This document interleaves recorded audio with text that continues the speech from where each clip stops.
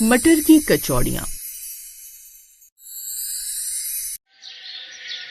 ये लो रमा, मैं अपने घर से मटर की कचौड़ियाँ बनाकर लाई हूँ। स्वाति को लड़के वाले देखने आने वाले हैं ना, तो उनकी खातिरदारी में साथ में ये भी रख देंगे। देखना उनको पसंद आएंगी। ठीक है दीदी। कुछ देर बाद लड़के वाले स्वाति को देखने उनके घर आते हैं, जहाँ उनकी खातिरदारी में वो ढेर सारी मिठाई, समोसे, कोल्ड ड्रिंक, पकौड़े और मटर की कचौड़ियाँ भी परोसती है। लेकिन उन सबको जो सबसे ज्यादा पसंद आती है वो होती है मटर की कचौड़ियाँ। वाह वाह, इन मटर की कचौड़ियों में तो क्या स्वाद है ना। हमारी स्वाति के हाथों में तो कमाल का जादू है।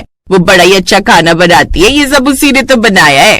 अरे वाह, ये तो बड़ी ही अच्छी बात है। हमें तो ऐसी बहू चाहिए थी जो खाना बनाने में बिल्कुल अन्नपूर्णा हो। स्वाति बेटी दिखने में तो सुंदर है, और देखो सुशांत के साथ इसकी जोड़ी भी अच्छी लगेगी। दोनों की हाइट भी अच्छी है। भाई मुझे तो आपकी स्वाति पसंद है। अब दोनों बच्चे आपस में बात कर ले, एक दूसरे को पसंद कर ले तो बात आगे बढ़ाते हैं। हाँ बहन जी, हमें कोई आपत्ति नहीं है। स्वाति बेटा, सुशांत को बाहर गार्डन एरिया में ले जा, दोनों वहीं बैठकर बात कर लो। जी मम्मी जी। स्वाति और सुशांत अब बाहर जाकर आपस में बात करने लगते हैं।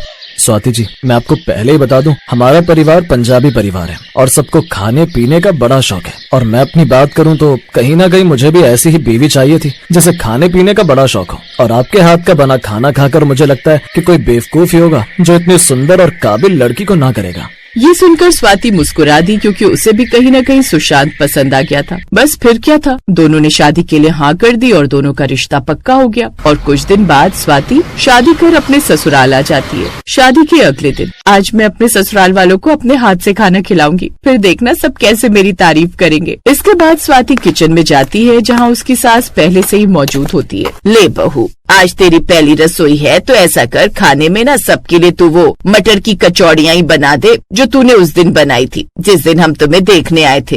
हैं? मटर की कचौड़ियाँ? मर गए कि बुआ जी ने भी उस दिन बढ़ा चढ़ाकर मेरी तारीफ करते हुए झूठ झूठ कह दिया कि वो मटर की कचौड़ियाँ मैंने बनाई है, जबकि असल में तो वो बुआ जी ने बनाई थी। अब क्या करूँ? अरे क्या हुआ बहू, किस सोच में पड़ गई? कुछ नहीं माँ जी, आप बाहर हॉल में जाकर बैठिए, मैं मटर की कचौड़ियाँ बनाकर लाती हूँ। स्वाति के कहने पर उसकी सास बाहर चली जाती है। कुछ देर बाद उसकी ननद वहाँ आती है। माँ, आज भाभी खाने में क्या बना रही है? मैंने तो जिस दिन से उसके हाथ की वो कचौड़ियाँ खाई है ना, बड़ा मन कर रहा है उसे खाने का, इसीलिए मैंने उसे वही मटर की कचौड़ियाँ बनाने को कहा है। अरे वाह, फिर तो मजा आ जाएगा। मटर की कचौड़ियों के साथ लेकिन चटनी भी हो जाए ना तो और भी मजा आएगा। मैं अभी भाभी को बोल कर आती हूँ। अब निमिता रसोई में जाती है। भाभी, आप कचौड़ियों के साथ ना चटनी भी बना देना। जी ठीक है दीदी। निमिता भी ऑर्डर देकर चली जाती है। अब क्या करूँ? हाँ, बुआ को फोन करके रेसिपी पूछ लेती हूँ। अब वो बुआ को फोन करती है, लेकिन उनका फोन नहीं लगता। अरे यार, ये बुआ जी का फोन क्यों नहीं लग रहा? एक काम करती हूँ, माँ को फोन करती हूँ। इसके बाद स्वाति अपनी माँ को फोन करती है। हेलो माँ, ये बुआ जी का फोन क्यों नहीं लग रहा? अरे तेरी बुआ तो शादी होते ही तीर्थ के लिए निकल गई और शायद वहाँ पर नेटवर्क नहीं आ रहा होगा। लेकिन हुआ क्या? एक मुसीबत आन पड़ी है। हाय, शादी के पहले दिन कैसी मुसीबत आन पड़ी है मेरी बच्ची पर? माँ बताओ ना, ये मटर की कचौड़ियाँ कैसे बनती हैं? वो तो बेटी मुझे भी नहीं आती, वो तो बस तेरी बुआ ही बनाना जानती है। मुझे तो बस आलू और प्याज की कचौड़ियाँ बनानी ही आती हैं। हे भगवान, अब क्या करूँ? अच्छा माँ, मैं फोन रखती हूँ, अब क्या करूँ? अरे यार, मैं कैसे भूल गई। गूगल मेरा दोस्त। हाँ, अभी नेट पर इसकी रेसिपी देखती हूँ। लेकिन स्वाति जैसे ही फोन ऑन करती है तो उसमें उसका डेटा खत्म हो चुका होता है। ओह नो, इस डेटा को भी आज ही खत्म होना था। अब ऐसा करती हूँ, जैसे प्याज और आलू की कचौड़ियाँ बनती हैं, ऐसी मटर की कचौड़ियाँ बनती होंगी, उसमें कचौड़ियाँ डलती होंगी। अब वो मटर को कचौड़ी में भरकर डालकर उन्हें तल लेती है। भाभी, कचौड़ियाँ बन गई तो ले आओ। जी बस ले आई। बिल्कुल भी सब्र नहीं है यहाँ किसी में भी। अब स्वाति उन्हें वो कचौड़ियाँ परोसती है। वाह वाह वाह, क्या खुशबू आ रही है। अब खाकर भी देखते हैं कैसी बनी है ये। लेकिन जैसे ही वो उसे मुंह में डाल, ओफो, ये क्या बनाया है बहू? ये मटर तो पूरी तरह कच्चे हैं। छी छी छी छी, ऐसी कचौड़ियाँ कौन बनाता है? हाँ बहू, ये तो बहुत ही अजीब बनी है। ये तो बिल्कुल भी वैसी नहीं बनी है जैसी उस दिन बनी थी। वो माँ जी, वो माँ, स्वाति के लिए ये नया घर है, नया किचन है, तो हो सकता है बेचारी थोड़ी नर्वस हो गई हो। कोई बात नहीं, आज अच्छी नहीं बनी है तो अगली बार बन जाएगी। क्यों स्वाति? हाँ जी माँ जी, अगली बार सही बन जाएगी। अब वो सब उन कचौड़ियों को वैसे ही छोड़ देते।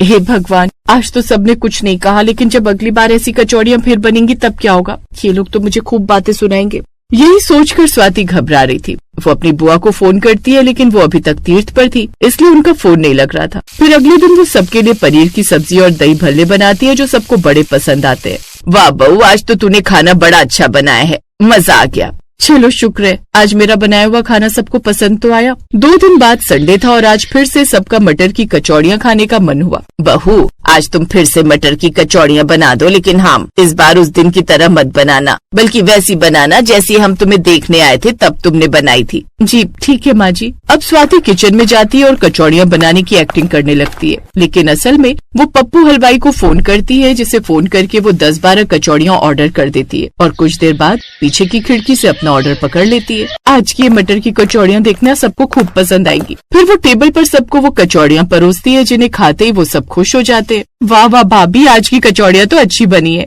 हाँ बहू, अच्छी तो बनी है, लेकिन फिर भी इनमें ना वो बात नहीं है जो तेरे घर पर बनी कचौड़ियों में थी। हाँ बहू, अगली बार और भी मेहनत करना, तो हो सकता है और भी अच्छा टेस्ट निकल कर आ जाए। ओफो, अब कहाँ से बनाऊं वैसी कचौड़ियाँ। फिर कुछ दिन ऐसे ही बीत जाते हैं। एक रोज सुशांत ऑफिस में, अरे तुम लोग मेरी बीवी के हाथों की बनी कचौड़ियाँ खाओगे ना तो हैरान रह जाओगे, कितनी टेस्टी कचौड़ियाँ बनाती है वो। अच्छा ये बात है, तो हम कल ही तुम्हारे घर कचौड़ियाँ खाने आते हैं। तुम भाभी को बोलना वो हमारे लिए बनाकर तैयार रखेंगी। हाँ हाँ, ये भी कोई कहने वाली बात है। तुम सब कल मेरे घर मटर की कचौड़ियाँ खाने के लिए इन्वाइटेड हो। शाम को घर आकर वो ये बात स्वाति को बताता है। तुम 5-6 लोगों के लिए कचौड़ियाँ बनाकर तैयार रखना। हाँ हाँ, मुझे कोई प्रॉब्लम नहीं है, बना दूंगी। मेरा क्या है, बस एक फोन करके ऑर्डर ही तो करना है। अब चाहे तुम 5 लोगों को बुलाओ या 10 लोगों को। अब अगले दिन सुशांत के दोस्त घर आने वाले होते हैं। आधे घंटे में वो लोग आ जाएंगे। अब मटर की कचौड़ियाँ ऑर्डर कर देती हूँ, लेकिन स्वाति जैसे ही फोन करती है तो पता चलता है कि आज पप्पू हलवाई की दुकान बंद है। ओह नो, अब क्या होगा, कहीं और से ऑर्डर करती हूँ। लेकिन मटर की कचौड़ियाँ तो पप्पू हलवाई के अलावा और कोई बनाता भी नहीं था, इसलिए उसे कहीं से भी मटर की कचौड़ियाँ नहीं मिली। अब वो जैसे तैसे खुद ही कचौड़ियाँ बनाने की कोशिश करती है और जब सबको परोसती है तो छी सुशांत, इतनी बेकार कचौड़ियाँ खाने के लिए तुमने हमें यहाँ बुलाया था क्या? हाँ सच में इतनी घटिया कचौड़ियाँ हमने आज तक नहीं खाई। ये क्या है स्वाति, ये तुमने कितनी अजीब सी कचौड़ियाँ बनाई है, इतनी बेकार। लेकिन कितने दिनों से तुम तो कितनी अच्छी कचौड़ी बनाती थी और आज ये इतनी बेकार। तुमने तो मेरी नाक कटवा दी सबके सामने। अपने पति की बात सुनकर उसकी आंखों से आंसू बहने लगते हैं और फिर वो सब सच सच बता देती है। आई एम सॉरी सुशांत जी, सब मेरी गलती है। तभी उसकी बुआ भी वहाँ आ जाती है। नहीं मेरी बच्ची, इसमें तेरी कोई गलती ना है, बल्कि सारी गलती मेरी है जो मैंने उस दिन जल्दबाजी में एक झूठ बोला था कि वो कचौड़ियाँ स्वाति ने बनाई थी, लेकिन असल में वो मैंने बनाई थी। लेकिन अब मैं अपनी बेटी को खुद बनाकर सिखाऊंगी। अब आप सब बस आधा घंटा रुक जाइए, हम आपको अभी गर्मा गर्म कचौड़ियाँ बनाकर खिलाते हैं। अब स्वाति अपनी बुआ के साथ कचौड़ियाँ बनाने लगती है। फिर वो सबको गर्मा गर्म कचौड़ियाँ बनाकर खिलाती है, जिससे सुशांत, उसके सभी दोस्त और सभी घर वाले बड़े खुश होते हैं। इसके बाद बुआ अगले 2 दिन तक वहाँ रहती है और उसको बढ़िया से बढ़िया कचौड़ियाँ बनाना सिखाती है। किसी ने सच ही कहा है कि कभी कभी एक छोटा सा बोला गया झूठ भी आपके लिए आफत बन जाता।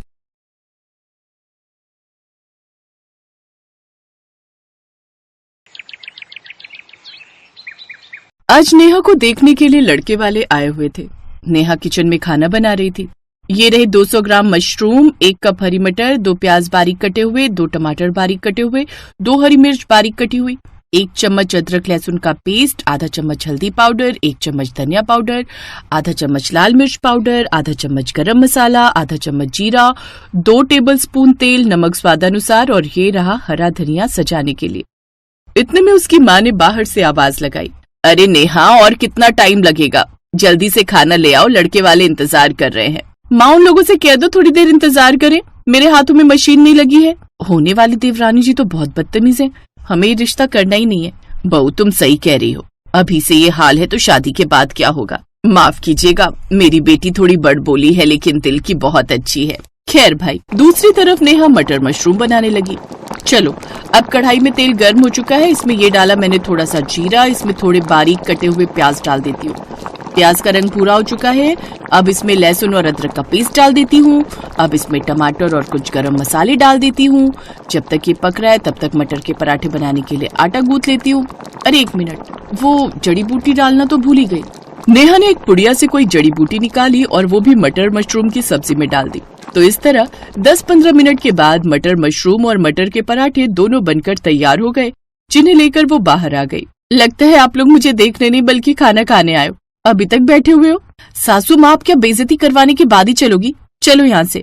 अचानक मटर मशरूम की महक से एक बार फिर से सब लोग वहीं बैठ गए। खुशबू तो बहुत अच्छी आ रही है, खाना खाकर ही चलते हैं। सभी लोगों ने एक बार खाना खाना शुरू किया तो रुके ही नहीं। नेहा, तुम बोलती चाहे जैसा हो, लेकिन खाना तो बहुत अच्छा बनाती हो। मटर मशरूम की ऐसी सब्जी हमने आज तक खाई ही नहीं। वो सब तो ठीक है, लेकिन इसके बोलने का ढंग हमें पसंद नहीं आया बहन जी। आप अपनी बेटी के लिए इसके जैसा ही बड़बोला लड़का ढूंढ लीजिएगा। हम चलते हैं। नेहा की माँ उन लोगों को रोकती रही, लेकिन वो लोग नहीं रुके और वापस लौट गए। अब उसकी माँ परेशान हो गई। माँ का परेशान चेहरा देखकर नेहा बोली, माँ तुम टेंशन ना लो, देखना ये लोग जल्द आएंगे रिश्ता लेकर। खैर ऐसे ही कई दिन बीत गए, लेकिन वो लोग रिश्ता लेकर दोबारा नहीं आए। फिर एक दिन, अब तो मुझसे बर्दाश्त नहीं हो रहा है, मैं जा रही हूँ नेहा बहू को लाने। सासू माँ आपने बिल्कुल सही कहा। वो बोलने में भले ही ठीक नहीं थी, मटर मशरूम बहुत अच्छा बनाती है। ऐसा लग रहा है बार बार वो मटर मशरूम हमें अपनी तरफ खींच रहा है।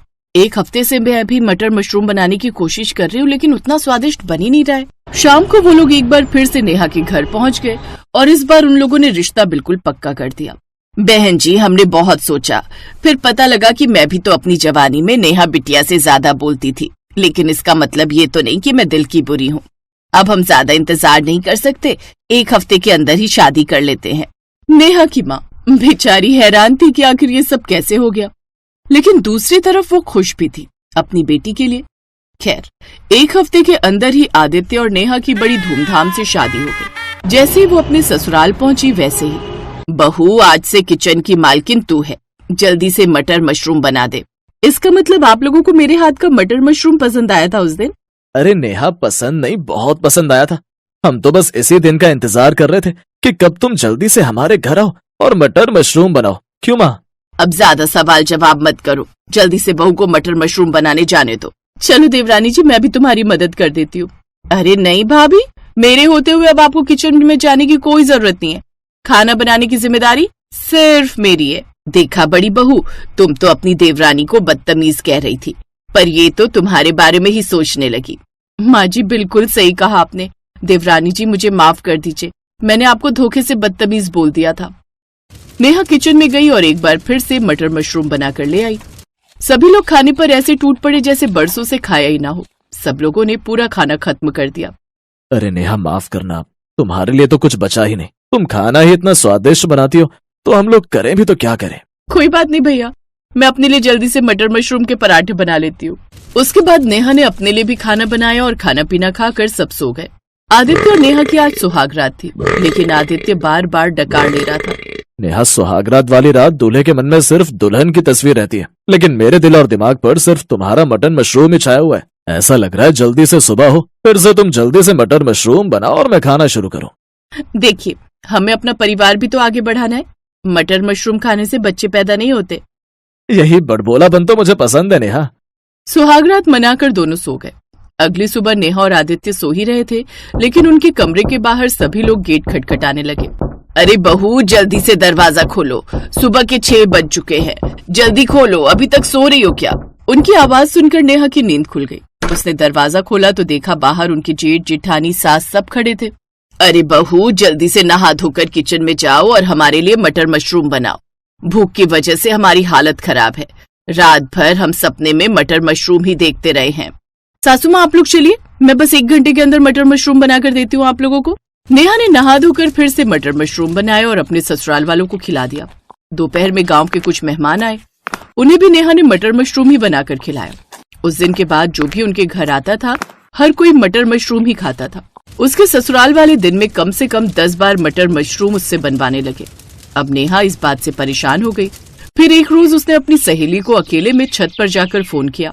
यार, उस जड़ी बूटी ने तो कुछ ज्यादा ही असर कर दिया है। मैं सिर्फ मटर मशरूम ही बना पाती हूँ, इसके अलावा मुझे कुछ भी बनाना नहीं आता। इसी वजह से मैंने तुझसे वो जड़ी बूटी ली थी, ताकि इन लोगों को मटर मशरूम की आदत पड़ जाए, क्योंकि मुझे तो कुछ और बनाना आता नहीं। लेकिन ये लोग तो दिन में 10-10 बार मुझसे मटर मशरूम बनवाते हैं। मैं पागल हो जाऊंगी ऐसे तो। इतने में वहां पर उसकी जेठानी आ गई। उसे देखते ही नेहा ने फोन कट कर दिया। फोन कट करने से कोई फायदा नहीं देवरानी जी, मैंने सब कुछ सुन लिया है। तभी मैं सोचूं कि हम लोग मटर मशरूम के लिए इतने पागल क्यों हो गए। सारा कमाल उस जड़ी बूटी का था। भाभी मुझे माफ कर दीजिए, प्लीज इस बारे में किसी को भी मत बताना।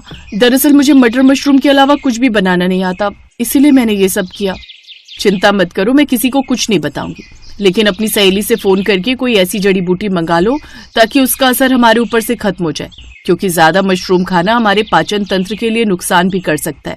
रही बात खाना बनाने की, तो मैं तुम्हें बाकी खाना भी बनाना सिखा दूंगी। थैंक यू सो मच भाभी, आपने मुझे बचा लिया। अपने ही बनाए जाल में मैं ही फंस गई थी।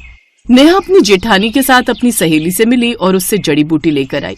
रात के खाने में उसने वही जड़ी बूटी मिला दी। अब उन लोगों के सर से धीरे धीरे मटर मशरूम का भूत उतरने लगा। अब नेहा और उसकी जेठानी मिलकर अच्छे अच्छे और भी पकवान बनाने लगी और खुशी खुशी अपनी जिंदगी बिताने लगी। Best buddies. Hello friends, thanks for watching this video.